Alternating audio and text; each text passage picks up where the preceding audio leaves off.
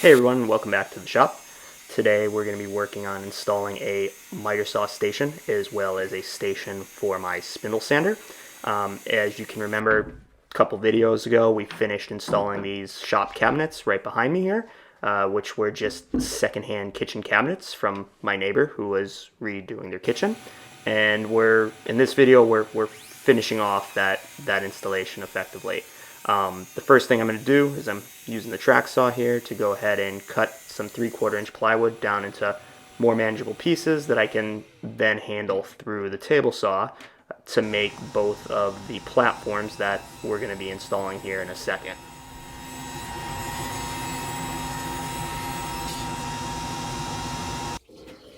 So I really wanted these to be solid, and I was a little concerned with the vibration from the saw and the sander. So I went a little crazy here with the glue as well as the screws when I laminated these two boards together. But I feel like in the long term, this was probably the right decision to make.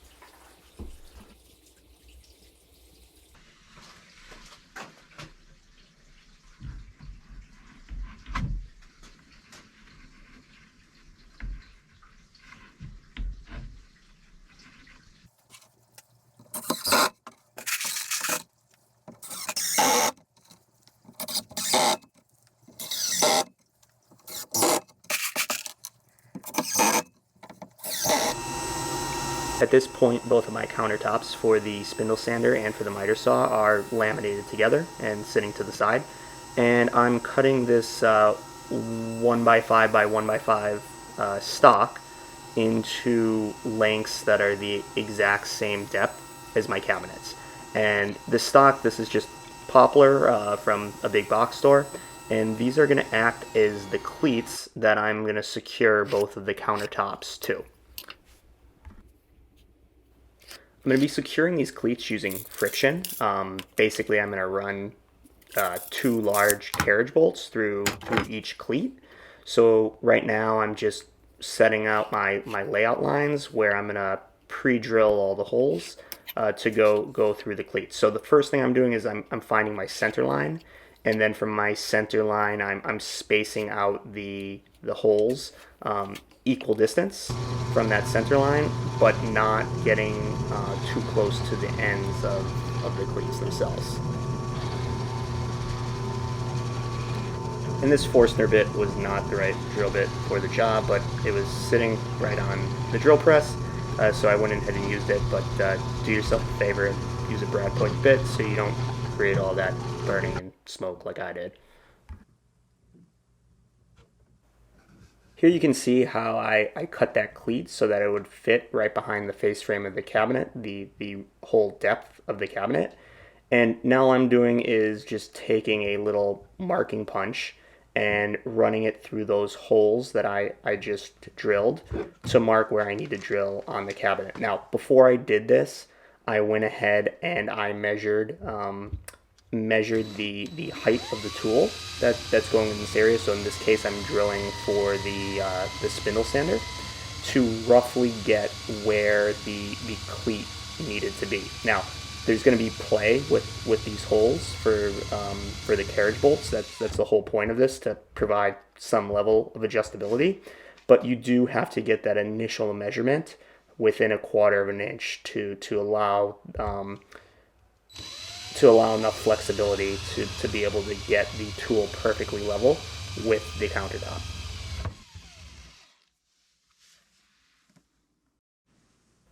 Now, I didn't show myself preparing this piece, but all this is this was a piece of scrap hardwood that I had lying around, in this case, white oak.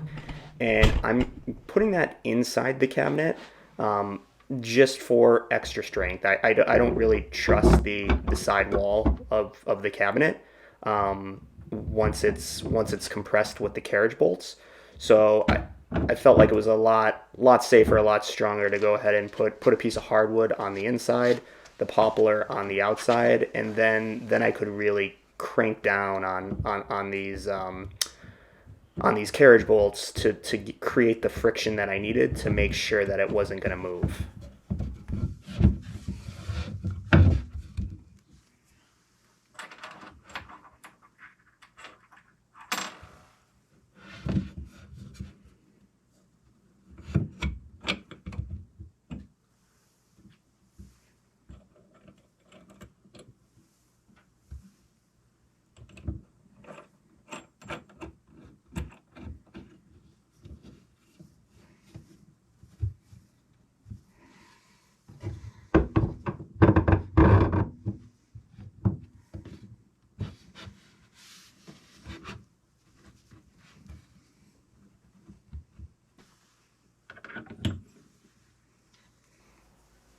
So if you do this method, you're definitely going to want to get yourself some split washers like this. They do two things. They prevent the actual nut from being able to back off because it provides some pressure. But the other thing that it does is when you're cranking down on a lag bolt that's just being held in place with wood, that nut itself, or sorry, that washer itself actually provides a little more friction, so that the other end of the bolt isn't just spinning around in the wood.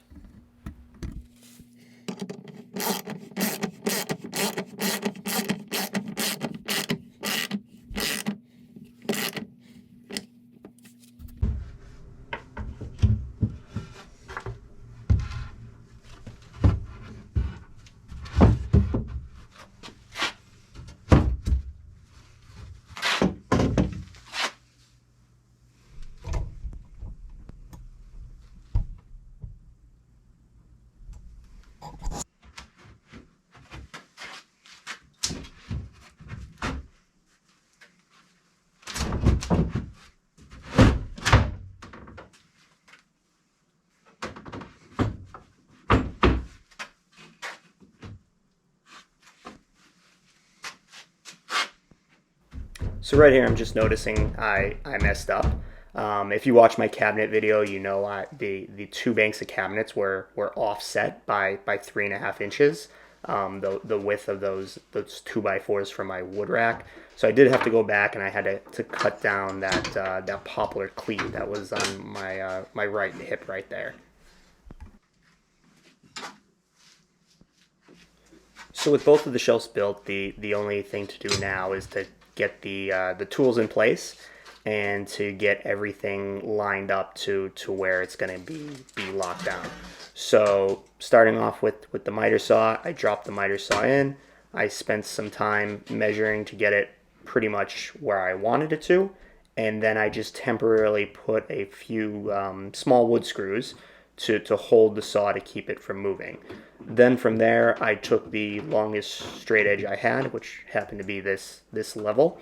I ran it from countertop to countertop, and then I simply pushed up on the entire assembly that we had just made. So that's the cleats, the countertop, and the miter saw. I'm pushing up on the entire thing at once.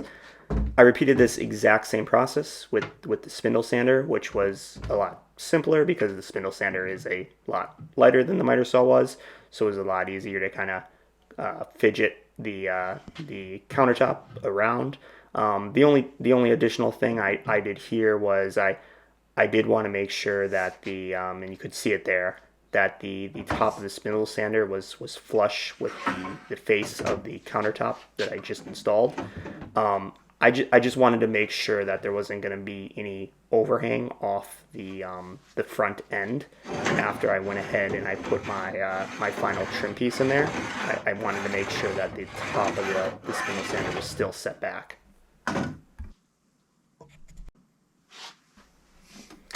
And now I'm securing the tools permanently using 3-inch wood screws, and this really locked everything down.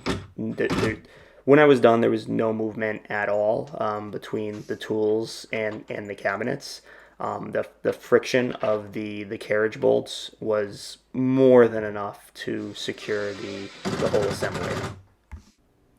Okay, so this is a few weeks later, and this is the finished product. So here's the spindle sander, and you can see I installed a piece of oak trim across the front with 1/4-inch round over on the top, just so I wasn't catching anything on it. And then here's the miter saw, same trim on the front. I do have to say this is absolutely great having a dedicated space for both of these tools. And now the next project in the future to make this a little bit better is we're going to go ahead and we're going to finish off the wall behind both the saw and the spindle sander, as well as the spot over the bench here. So we're gonna panel that all in and make some additional storage, as well as improve some dust collection. All right, thanks for watching.